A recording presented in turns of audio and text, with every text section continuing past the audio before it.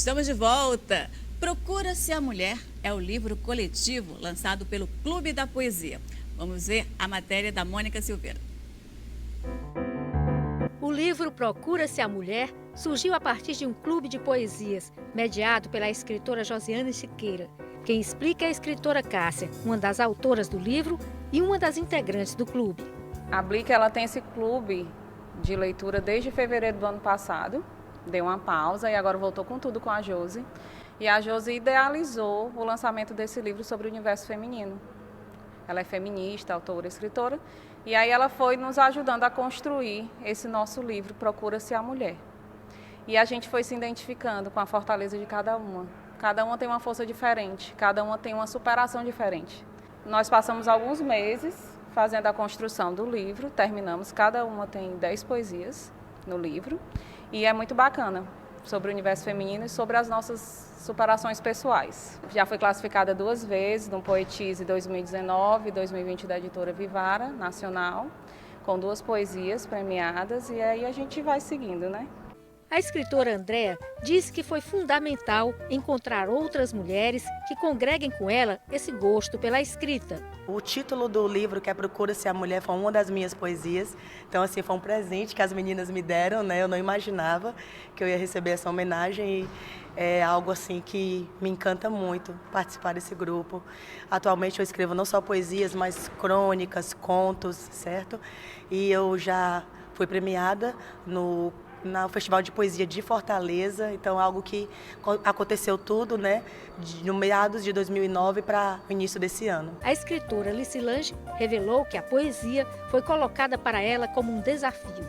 A escrita, principalmente para as mulheres, ela tem um histórico aí de apagamento, de silenciamento dos textos que as mulheres escrevem. Nossas parentes mais antigas escreviam e escondiam aquilo, era atrás de uma receita de bolo, enfim, era atrás de alguma atividade que era considerada própria de mulher. O papel da mulher é cozinhar, fazer receita, então elas escreviam escondido atrás daquilo ali.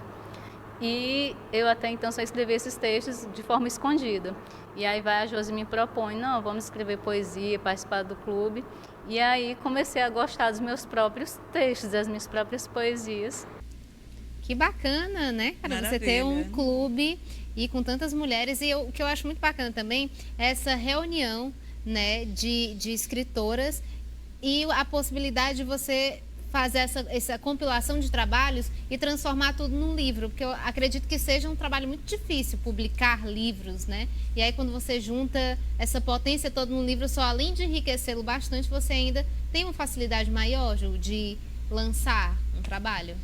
Então, fizeram a gente acreditar que era muito difícil publicar um livro, mas a gente consegue, é possível. A gente só precisa de um pouco de grana, um pouquinho, né? Se o livro não for muito grosso.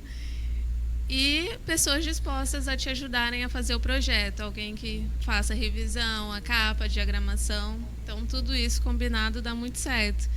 E o incrível desse livro, desse projeto, né, do Procura-se a Mulher, é que são 9 mulheres e só eu que tinha lançado um livro.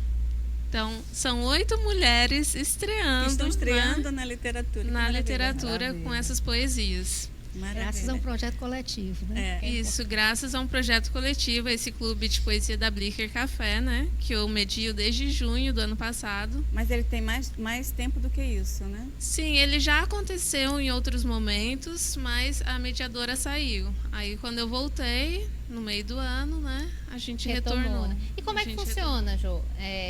O clube de leitura, né? Primeiro para que as pessoas entendam, né? Para que as pessoas se interessem ainda mais, né? Por espaços como esse. Como Ele é que funciona o clube de leitura? Há um livro aí mensalmente as pessoas leem e depois se reúnem? Como que funciona? Não, é mais um clube para a gente divulgar as nossas criações, né? Mas é muito aberto. Você não precisa ser escritor para participar. Você pode só gostar de poesia que está tudo certo. Se você quiser levar textos de outras pessoas também. Então, é um espaço assim que para você se sentir confortável mesmo. E quem escreve, né, que é a maioria das pessoas mesmo, e que participam sempre, podem mostrar as suas últimas criações. Quais são os dias? Sempre no domingo, às 4 horas da tarde, né, lá na Blicker Café, na Aldeota. A gente tenta fazer sempre no primeiro domingo do mês também. Josi, é uma curiosidade, assim, porque tem toda uma batalha para você editar um livro, publicar um livro, mas tem uma outra ainda que é maior, que é para fazer com que chegue até as pessoas, né? Para que as pessoas leiam o que você escreveu, porque publicar, mas assim, tocar as pessoas para que elas chegar nelas mesmo, né? Vocês têm algum trabalho para proporcionar isso, para divulgar esse É um trabalho de formiguinha mesmo, ainda mais para autores independentes, né? Porque esse livro é todo independente, a gente não contou com a ajuda de nenhuma editora, né? Gente que correu atrás de cada aspecto do livro. Então, para fazer a divulgação, a gente tem que entrar em contato com as pessoas que a gente conheceu. Por exemplo, eu tinha conhecido a Mônica já. Eu falei, Mônica, será que não dá para a gente fazer uma matéria? Então, indo de boca em boca, aí vai se espalhando. Acabou numa roda de mulheres. Acabamos aqui. E assim, são 9 mulheres que têm contatos, né? Uhum. Nem sempre ligados à literatura, mas alguém conhece alguém que conhece alguém. E a poesia então, assim. é revolucionária, né? A poesia, ela revolucionou gerações também. Uhum. Tem as questões também dos negros, que foi através da poesia também que causou... vocês poderiam falar um pouco a respeito disso? Do alcance da poesia, né? Da importância desse gênero literário. Que é um pouco desprezado pelas editoras. É que as pessoas têm um certo publicar um livro de poesia, né? É muito mais difícil do que publicar um romance, um livro de contos, né? Quando que a poesia, ela tem uma mensagem muito mais direta, né? Porque ela fala de sentimentos, né? E a gente tem essa dificuldade de publicar poesia. Eu acho que a poesia é o que toca mais o coração, né? Claro que as outras linguagens, mas a poesia, ela tem essa capacidade. A poesia é a psicografia da alma. Né? Bonito. Mas vocês acham que a poesia ela consegue alcançar a todas as pessoas, assim? De forma indistinta, né? Eu acredito que sim, porque a partir da poesia você tem a música. Então, são 2 artes que estão te comunicando algo. Você pode não entender o que a poesia está dizendo, mas você vai sentir alguma coisa. Eu gosto muito do Carlos Drummond de Andrade, porque ele tem uma escrita muito simples, muito direta, né? O Poema da Pedra, ele foi super criticado por isso, mas quando você lê, você sente alguma coisa. Então, para mim, esse é o maior trabalho da poesia, o sentimento, não realmente... o que o escritor estava querendo dizer com aquilo. Mas o que aquela poesia está passando para você. Exato. A arte tem esse poder, né? Porque às vezes você olha um quadro, por exemplo. Você olha ali um quadro, você não entende muito o que é aquele desenho, mas algum sentimento, alguma coisa ele está transmitindo para você. Acho que a arte é muito isso. Eu tinha um tio, né? Ele já faleceu, que ele era trovador, né? Que ele dizia trovador, participava muito lá da Casa Juvenal Galeno e tal, ele ganhou alguns prêmios. E ele falava assim, que a alma poética, você nota, até assim, você andando no meio da rua e de repente você vê um pedaço de vidro quebrado num canto do asfalto e o sol batendo, sabe? Se você tem aquela alma poética, dali você já consegue soltar um poema, falar alguma coisa bonita, aquilo dali já vira de repente um diamante, entendeu? Então, assim, eles que a alma poética nas mínimas coisas da vida que você vê no dia a dia, você transforma, né? Diz que a poesia está em tudo, né? Ela está no teatro, ela está na pintura, ela está na música, como a Josi falou. A poesia faz parte de tudo, né? A arte maior da literatura. Eu podia até chamar de alma empática, né? Porque eu acho que o poeta tem isso, essa sensibilidade de fazer leitura das coisas. E eu lembro até, a gente falando nas situações de mulheres e tal, eu lembro que eu parei de escrever muito tempo quando eu fui casada a primeira vez com o primeiro marido, porque ele era uma agressão para mim. Ele abria, fuçava todas as minhas agendas, ele queria saber para quem eu escrevia, o que eu estava escrevendo, eu estava falando de quê. Então eu parei de escrever. Eu lembro que quando eu me divorciei, eu estava na porta do cartório, tinha acabado de assinar. O primeiro pensamento que me veio foi: agora eu posso escrever. Eu lembro que eu fiz assim com a mão. Eu olhava para nada. Eu olhava para nada. Em plena Floriano Peixoto, no cartório, eu olhava para nada. Eu não via as pessoas na rua e dizia assim: agora eu posso escrever. E sabe, aquelas borboletas no estômago e uma vontade enorme de sair correndo para casa e pegar o meu caderno e escrever desesperadamente. Sim. E a partir daí eu não parei mais de escrever. Muito bacana, né? Como é libertador. A Cadantas, inclusive, né? Ela já participou de um programa com a gente. Um dos primeiros, não foi, Lana, que a gente estava gravando? E ela falou sobre isso, né? Sobre como o processo de escrita foi também libertador para ela, dentro do processo daquele livro dela de abuso, né? Boca do Cachorro Louco. Boca do Cachorro Louco. Exatamente, ela conta o processo dela, que ela passou de violência junto com o companheiro que ela estava no período, né? Então, ela contou através do livro e para ela foi como se estivesse momento de realmente libertação, fosse uma libertação ali. O livro, eu acho que a poesia liberta. Liberta e é uma terapia também, né? No meu livro, eu escrevi sobre alguns assuntos que me incomodavam demais, do tipo, não consigo dormir porque eu estou pensando em algo que aconteceu lá em 2005, sabe? Uma coisa... E eu não conseguia dormir, que tinha a ver com machismo. E escrevendo, essas coisas param de te incomodar tanto.